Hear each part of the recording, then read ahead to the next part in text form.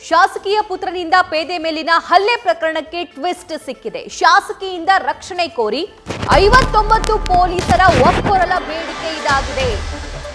ಶಾಸಕಿ ಕರಮ್ಮ ನಾಯಕ್ರಿಂದ ರಕ್ಷಣೆ ನೀಡುವಂತೆ ಎಸ್ಪಿಗೆ ಮನವಿ ಮಾಡಿಕೊಂಡಿದ್ದಾರೆ 59 ಪೊಲೀಸ್ ಸಿಬ್ಬಂದಿ.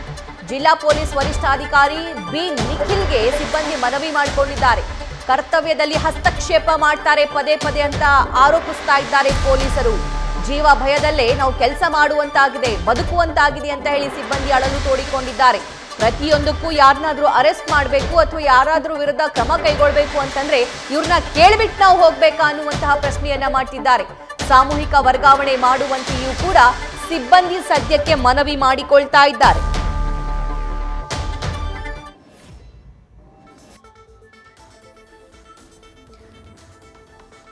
ರೈಟ್, ಈ ಡೆವಲಪ್ಮೆಂಟ್ ಬಗ್ಗೆ ಮತ್ತಷ್ಟು ಲೈವ್ ಡೀಟೇಲ್ಸ್ ಪಡ್ಕೊಳ್ಳೋಣ ನಮ್ಮ ರಾಯಚೂರು ಪ್ರತಿನಿಧಿ ಶ್ರೀಕಾಂತ್ ಅವರಿಂದ. ಶ್ರೀಕಾಂತ್, ಈಗ ಶಾಸಕಿ ವರ್ಸಸ್ ಪೊಲೀಸ್ ಅನ್ನೋ ರೀತಿ ಆಗ್ಬಿಟ್ಟಿದೆ ರಾಯಚೂರಲ್ಲಿ. ಸೊ ಕರಮ್ಮ ನಾಯಕ್ ವರ್ಸಸ್ 59 ಪೊಲೀಸ್ ಸಿಬ್ಬಂದಿಗಳು. ಪೊಲೀಸ್ ಸಿಬ್ಬಂದಿ ಯಾಕೆ ಈ ರೀತಿ ಹೇಳ್ತಾ ಇದ್ದಾರೆ? ಈ ಆರೋಪ ಮತ್ತೊಂದು ಮಜಲು ಪಡೆದುಕೊಳ್ತಾ ಇದೆ ಅಂತ ಅನ್ನಿಸ್ತಾ ಇದೆ.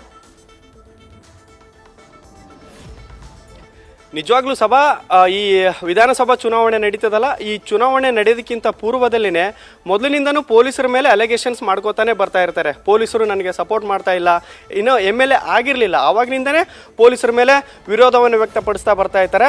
ಶಾಸಕರೇನು ಮಾಜಿ ಶಾಸಕರಿದ್ದಲ್ಲ ಕೆ ಶಿವನಗೌಡ ನಾಯಕ್ ಅವರ ವಿರುದ್ಧ ಅಲಿಗೇಷನ್ ಮಾಡ್ತಾನೆ ಪೊಲೀಸರನ್ನ ತರ್ತಾ ಇದ್ರು. ಇದರಿಂದ ಸ್ವಲ್ಪ ಪೊಲೀಸರಿಗೆ ಬೇಜಾರಾಗಿರೋದು ಗೊತ್ತಿರುವಂಥ ವಿಷಯ. ತದನಂತರದಲ್ಲಿ ಇದೇನು ಶಾಸಕರಾಗ್ತಾರಲ್ಲ ಆವಾಗಿನಿಂದನೂ ಈವರೆಗೂ ನೀವು ಹೇಳ್ದಂಗೆ ಪೊಲೀಸರ ಜೊತೆನೆ ಜಟಾಪಟಿಗೆ ಬಿದ್ದಂತೆ ಕಾಣ್ತಾ ಇದೆ ದೇವದುರ್ಗ ಶಾಸಕಿ ಕರಮ್ಮ ನಾಯಕ್ ಅವರು. ಯಾಕೆಂತಂದ್ರೆ ಈಗ 59 ಜನ ಪೊಲೀಸರು ದೇವದುರ್ಗ ಪೊಲೀಸ್ ಠಾಣೆಯಲ್ಲಿ ಕೆಲಸ ಮಾಡುವಂತ 59 ಜನ ಪೊಲೀಸರು, 36 ಜನ ಕಾನೂನು ಸುವ್ಯವಸ್ಥೆಯಲ್ಲಿದ್ದರೆ ಇನ್ನು 23 ಜನ ಸಂಚಾರಿ ಪೊಲೀಸ್ ಠಾಣಾ ವಿಭಾಗದಲ್ಲಿ ಕೆಲಸ ಮಾಡ್ತಕ್ಕಂಥ ಪೊಲೀಸರು ಒಕ್ಕೊರಲಿನ ಬೇಡಿಕೆಯನ್ನು ಇಟ್ಟಿದ್ದಾರೆ ರಾಯಚೂರು ಜಿಲ್ಲಾ ಪೊಲೀಸ್ ವರಿಷ್ಠಾಧಿಕಾರಿ ನಿಖಿಲ್ ಅವರಲ್ಲಿ. ಏನು ಅಂತಂದರೆ ಶಾಸಕೀಯ ವರ್ತನೆಯಿಂದಾಗಿ ನಮ್ಮ ನೈತಿಕ ಸ್ಥೈರ್ಯ ಕುಸಿತಾ ಇದೆ, ಅವರಿಂದಾಗಿ ನಮಗೆ ಕೆಲಸ ಮಾಡೋಕ್ಕಾಗ್ತಾ ಇಲ್ಲ.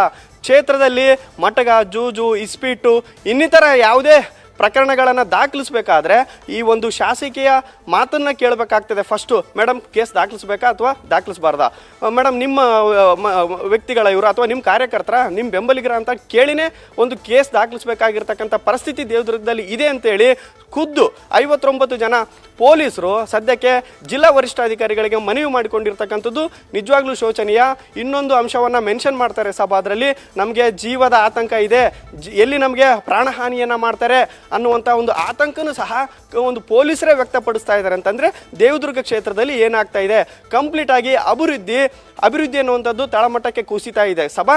ಆದರೆ ಪೊಲೀಸರ ಒಂದು ಕಾನೂನು ಸುವ್ಯವಸ್ಥೆ ಆಗಿರ್ಬೋದು, ಇನ್ನಿತರ ಒಂದು ಕೆಲಸವನ್ನು ಮಾಡಬೇಕಾದ್ರೆ ಪೊಲೀಸರಿಗೆ ಯಾವುದೇ ರೀತಿ ಇಂಡಿಪೆಂಡೆಂಟ್ ಆಗಿ ಬಿಡ್ತಾ ಇಲ್ಲ, ಶಾಸಕರು ಹಸ್ತಕ್ಷೇಪ ಮಾಡ್ತಾ ಇದ್ದಾರೆ ಅನ್ನುವಂಥ ಒಂದು ಆರೋಪವನ್ನು ಸತತವಾಗಿ ಮಾಡ್ತಾ ಇದ್ದಾರೆ.